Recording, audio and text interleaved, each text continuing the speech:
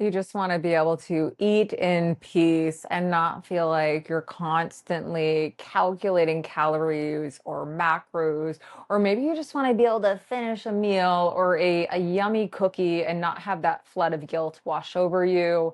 Or maybe you just want to be able to engage in conversation and not feel like you're pulling up the food that you ate, beating yourself up, or just thinking about what you will eat. So food noise can be incredibly daunting. It can really bog our mind down and really just keep us from being able to live a present life. And so food noise, it's the constant food thoughts, it's the automatic tracking, it's just all of that stuff that, yeah, it really robs us of our peace and mental clarity. And so if you tuned in last week, I started this conversation around quieting the food noise. And as promised in that little, I want to say lesson, it kind of is a lesson, right? In that little episode, I promised you I'd give you a little practice to do to create some new neural pathways to quiet the food noise, to stop the obsessive tracking. And so, as I was thinking through this and really putting this episode together, I realized how nuanced and individual everyone's situation is. So, food noise is actually super common, but you may be listening to this thinking about, you know what? I really want to stop tracking. I want to stop feeling like a human calculator. I want to be able to look at food, eat food without numbers automatically popping up or macros automatically popping up in my mind. I just want the damn peace.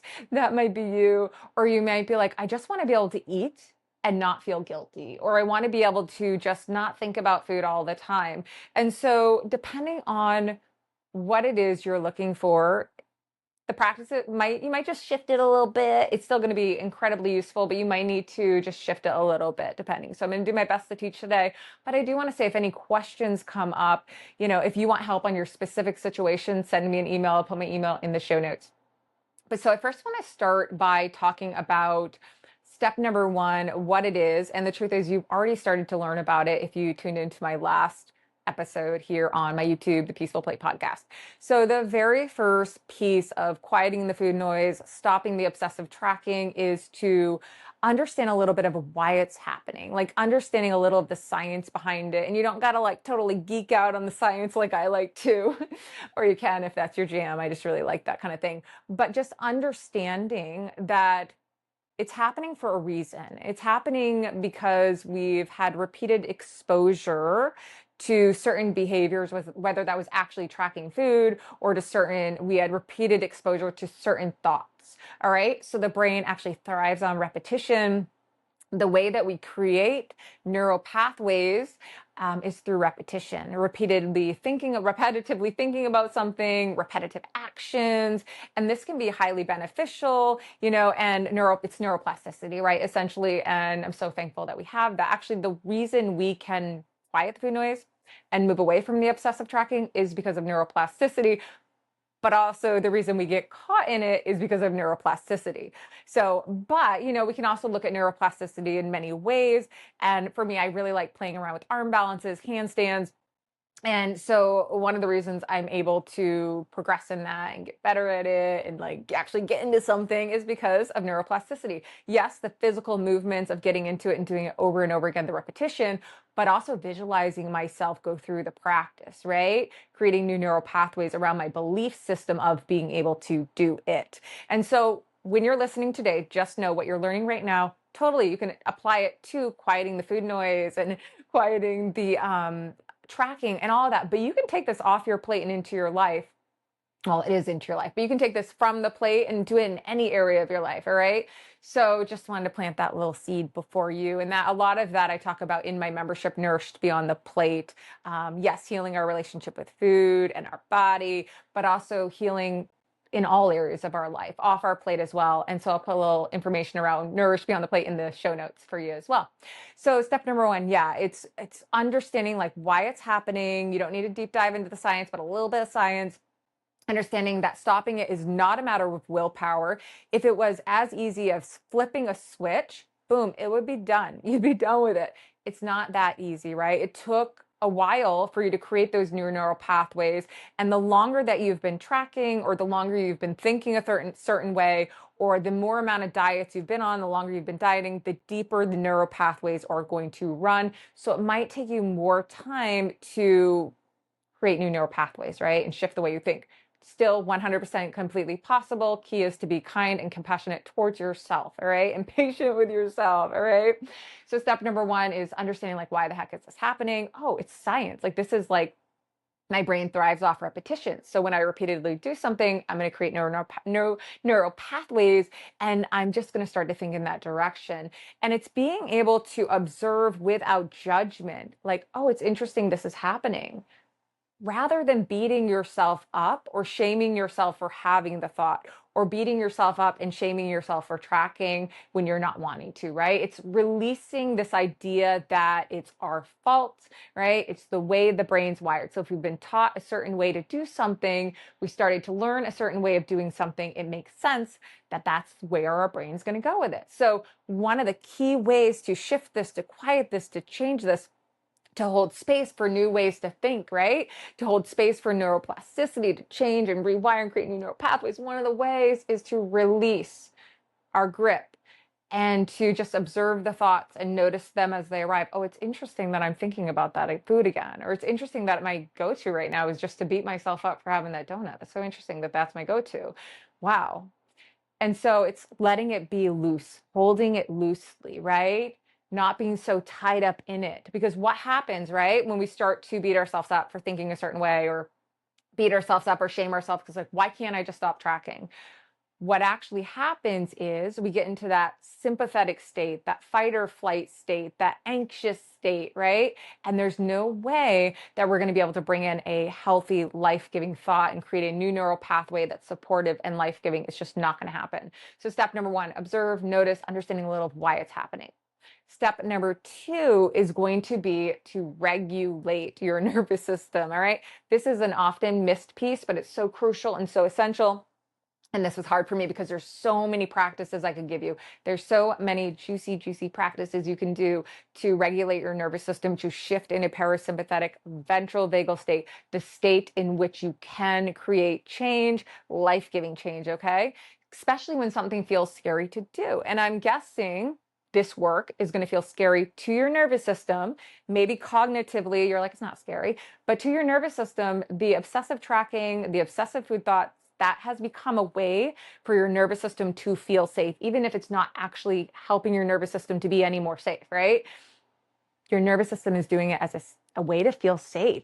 And so likely when you start to shift away, your nervous system is going to be like, ooh, this feels kind of scary. So we do want to regulate. We want to activate the parasympathetic, the ventral vagal, right? So how do we do that? There's so many ways again, but I'm going to try to narrow this down for you. What I want you to do is I want you to focus on elongating your exhale. There's a million things I can give you, but I want to give you something that's sustainable, that you can just do at any time. You can do this when you're with people. You can do this when you're alone. You're going to elongate your exhale. Why do we do that? Every time you inhale, you activate your sympathetic nervous system. Every time you exhale, you activate your parasympathetic nervous system. There's this ebb and flow. There's this balance between the two. And so if you elongate your exhale, if you make your exhale longer than your inhale, parasympathetic activation, right?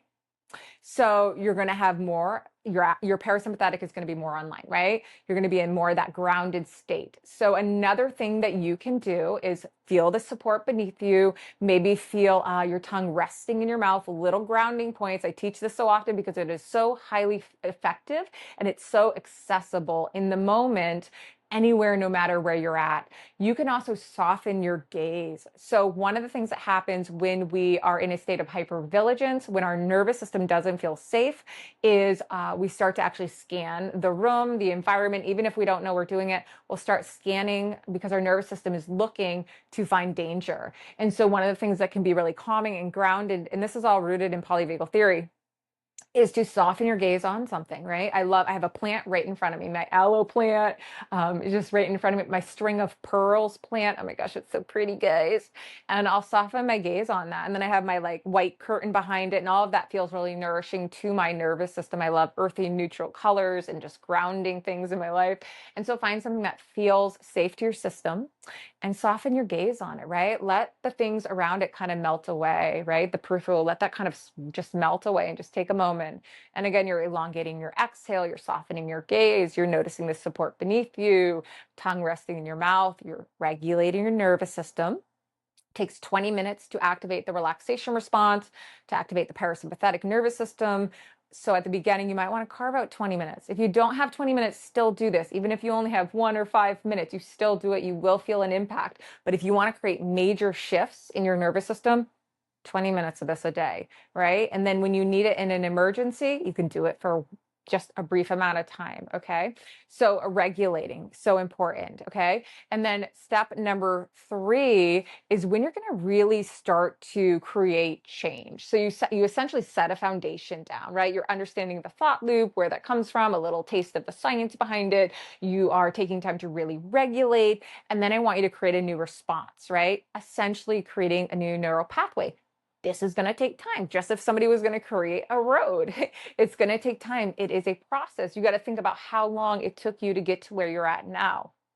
And so we're going to be kind, compassionate, and patient with ourselves. So let me use the example of tracking first, okay? If tracking is the thing you're wanting to move away from, the automatic tracking, it just doesn't feel life-giving to you anymore. It doesn't feel supportive to you anymore. It feels like it's just happening automatically. What you're going to want to do is when you start tracking, when that starts to pop up, and I'm assuming you did the first things first, and the tracking kind of just pops up, you can take a moment to notice, oh, wow, I just automatically started tracking. And then I want you to shift away from the external. So that is your nervous system reaching for external. It's reaching for these numbers to feel safe. And I want you to shift away from that to asking yourself, your nervous system, what is it that I need in this moment to feel grounded, supported? And what does my nervous system need to feel safe in this moment? I'm telling you, the numbers aren't actually going to bring you that. Even though that's been the go-to, that's been the easy reach, it's not going to actually get to the root. So what is it that we really need? You can take a moment with that. You can go back through your elongated exhale, feeling the seat beneath you, all of that. You can go back to that as you're asking yourself this, and you might notice something rise up like, I need to just go get my feet on the earth. I need to just go get in nature. I need to put less on my schedule. I need to call up a friend that I feel really comfortable talking with. So what is it? And taking the time to shift from the external reach of focusing on numbers to internally, what is it that we're needing in this moment? That's one, there's so many ways we can do this, guys. That's one way to create a new neural pathway to shift away from the obsessive calorie counting, tracking, macro counting, anything that it is. And you're going to want to do that every time your brain goes there, okay? And if you don't do it every time, that's okay too, right? But for the most part, you're going to want to create that shift. And what is going to happen is your go-to is going to end up being asking yourself internally, what do I need in this moment? Eventually, it won't be the tracking and the trying to calculate and figure out. Isn't that cool? It's so freaking cool. I just love that. And so if it's something else, so that's an example of if tracking is the thing that you're trying to quiet and stop. If it is something else, if it's the constantly thinking about food, you're also always thinking about like what you're going to eat, you're beating yourself up for what you ate, or you're dreaming about foods that you don't allow yourself to have. Yes, we still want to work on creating new neural pathways, but you also want to make sure that you are nourished, right? If you are undernourished and you're not getting enough food, then you're going to be seeking food and thinking about food all the time. So there's a foundational piece also of, are you nourished, right? Are you actually eating enough food? If you are not eating enough food from a biological standpoint, you will be constantly thinking about food. So I'm assuming you are nourished, you are eating enough food, right? And the food thoughts are still coming up. If that's the case, you're going to want to really be compassionate and kind to yourself, and you're going to want to start to replace those thoughts. So you're going to notice, just like we noticed with the calorie counting and tracking, right? Notice when the food thought comes up Take a moment just to notice that, observe that. And then I want you to think of some life-giving phrases that feel really aligned for you. Maybe the food thought is, I'm so bad for eating this, I shouldn't be eating this, or you're just planning what you're going to eat. And planning is really helpful, right? I'm talking about obsessive planning, like micro managing every element of it from a place of fear, okay? It's not just that this is going to make my life more easy, Yes, I do some food planning because it makes life easy. It's the obsessive, hyper vigilant food planning that I'm talking about here, okay? And so when that starts to come up, you're going to want some life-giving phrases. It doesn't matter if you believe them. All right. I don't care if they feel corny to you.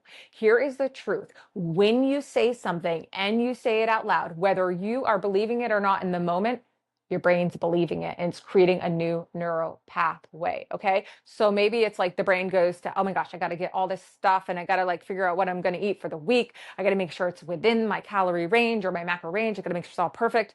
Okay. That's happening. Maybe you say something like, I don't have to do this. I am safe. I can plan some, I can hold it loosely, I can plan some of the meals, but I don't have to be hyper vigilant about it. I don't have to overdo it, right? Maybe I just get a few different things and throughout the week I explore what sounds nourishing to me. So you might want to narrow it down to some specific phrases. But again, this is so individualized. It's really going to depend on your thought loops and what you're thinking about, and then really making those phrases work for you. But the core of this part is really understanding when the thought arises, you do want to replace it with something that's life-giving. And it doesn't matter if you actually believe it in that moment. Actually, that's how we create new neural pathways, is your brain's going to believe it as you say it out loud. All right. Or maybe it's like, I shouldn't eat this food. This food is so toxic. All right. Maybe that's what's coming up for you. And it's like just coming in your head, this food's so toxic. It's like toxic. I can't eat any of this food. Well, maybe you change it to, this food is not toxic. This food is actually nourishing for me because it's allowing me to have flexibility in my eating. And flexibility in my eating is incredibly life-giving. So there's so many ways you can play around with this, but that's an example of if it's those food noise thoughts, okay? So to recap, if you're going to want to quiet the food noise, if you're going to want to move away from the obsessive tracking, the obsessive macro tracking, calorie tracking, whatever it is, you're going to want to do these three pieces. First is education, like educating yourself on why it's happening. A little taste of the science, don't need a deep dive unless that's your jam. You're going to want to just understand, like, it's not willpower. You're not broken, right? This is actually how the brain works. Repetition creates new neural pathways. It's the science behind it. And you're going to want to approach those thoughts with compassion, curiosity, kindness, holding them loosely, not being rigid about them, not beating yourself up, right? And then step number 2 is you're going to want to regulate. I gave you an example practice. If you have another practice that you really enjoy, go ahead and insert that. Something that's going to bring you into that grounded state where your prefrontal cortex comes online, where you're actually in that space where you can create new healthy is key, neural pathways, new life-giving neural pathways. Nervous system does need to feel safe because this work is scary to your nervous system, okay? Step number 3 is really dependent on what it is you're working through, okay? And so that, I know, like, I wanted to give a little more specific around that, but at the same time, I wanted to make it accessible no matter how you're coming in on it. So make sure you ask me questions if you need some more clarification around that. But step number 3, yeah, that's really practicing the new response. It's creating the new neural pathway through thought or action. So through thought or action. So if the thought is a food thought that's rooted in like morality, like I'm good or bad for eating this food, or this food is good or bad, and you want to shift away from that to a more neutral mindset around food, then you might actually say the line out loud that you want to start to believe. This works, guys, it works. Or if it might be action, right? It might be actually eating a food mindfully in a life-giving environment and helping your nervous system know, like, this food is safe, okay? Or it might be with the tracking where you are interrupting the tracking loop, right? And it's, instead of reaching for the external for your nervous system to find safety, you're shifting to the internal of like, what do I actually need right now to feel safe? Because calculating numbers is not going to give me that. And so I hope this was helpful for you. And as always, I am totally here for you. If you have questions around this, if you want to know more about it, if this sparked something up and you're like, I want to learn a little more about this topic, let me know. So I'd love to hear in the comments how you enjoyed this. And as always, if you need anything at all, shoot me an email. I'll put that in the comments. I'll put that in the show notes. And again, you're on the Peaceful Plate podcast. And just thank you for being here. Have an amazing day.